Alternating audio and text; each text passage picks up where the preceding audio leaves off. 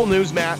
Chris Sheridan, who used to write for ESPN and then wrote for a whole bunch of other people, like randomly, had his own website for a while, like SheridanHoops.com, then went to New Jersey to do some work when like LeBron might go to Philly, then that was like pulled, so Sheridan backed out. Recently reported that the favorites for Anthony Davis's services are our very own Boston Celtics. Now, obviously, we just talked about Rozier and how his contract extension could actually help facilitate that sort of deal. But do you think it's correct that the C's are labeled as the quote-unquote favorite to land Anthony Davis, considering they don't have, I don't know, any fucking room in their roster for a guy like that right now?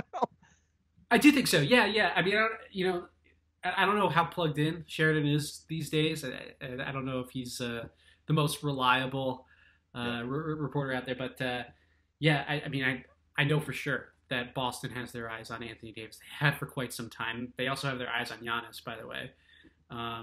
Looking to see what happens there. But Anthony Davis has, it seems like he wants to win and that he's willing to turn down more money to win. And the New Orleans hasn't put a great team around him just yet.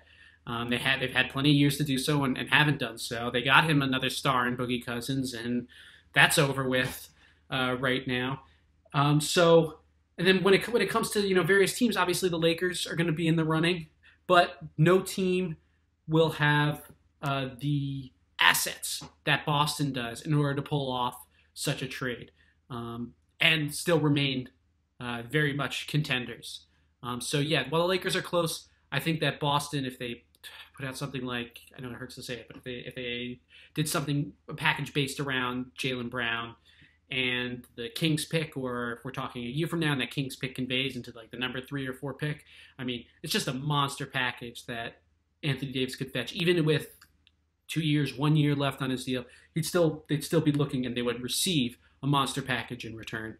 And no other team besides the Celtics has the incentive and the assets to pull it off at quite the same level, although there are other competitors. So I would say, Boston is the most likely, but the chance that you see Anthony Davis in a Celtics jersey within the next 2 years, I'm going under 50%.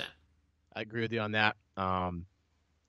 Anthony, for me, like when it comes down to the Anthony Davis Giannis discussion, I'm always on team Anthony Davis. I think he is legitimately, when he's healthy, the third best player in the league. He's just unbelievable. Now, if Giannis is going to start hitting threes, who's your 1 and 2? Let's see here: Jaylen Brown and Jason Tatum. Thank you. Right answer. Then we'll go to Anthony Davis, number 3. LeBron's in my top 10 somewhere.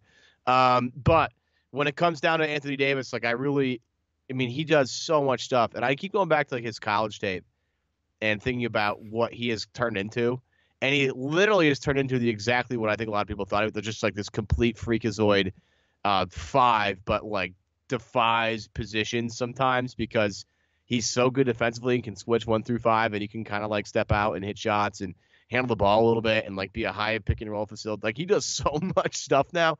It's ridiculous. And I understand why Danny wants talent, flat out. Danny wants talent. There's obviously a nice connection between Kyrie and Anthony Davis already. It makes a lot of sense for Boston looking in that direction. Again, I'm not sure how likely it is that they end up with Anthony Davis, but I do know this, that when Danny really wants something, he tends to go out to try and get it. And, we've had several people speak on this. I interviewed Mike Gorman about this early in the summer about how it's like, Kyrie, is he coming back or is it not? Obviously, we know the answer now, but he's like, the only guy I can tell you for certain that that Danny wants is Anthony Davis. He's like, he give anybody choice for anybody in the league that Danny would probably pick Anthony Davis over everybody else in the league, essentially. So you think in the GM survey, you think he voted for AD over Giannis? Yes, okay. I do. Because it's anonymity, so anonymity, so nobody really nobody will know it was. But yeah, I do think that Danny voted Anthony Davis over Giannis. I would pick Anthony Davis over Giannis. Would you? Ooh, so neck and neck. Giannis is a bit younger.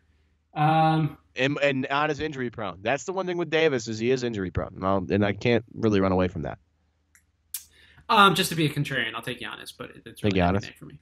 Yeah, it's tough. Those two guys are both awesome. Yeah, and I'm excited about Giannis being teamed up with Coach Bud. It's taken, he's amazing around the rim. He shot like 70% around the rim on like a high volume last year, just ridiculous numbers. But now he's opening his game up, shooting more jumpers, taking threes off the dribble every once in a while. I think that's a good move for him. He's also impossible in transition. It's like impossible to stop him. He needs like 4 dribbles and he's down the court already. So it's like just not even fair.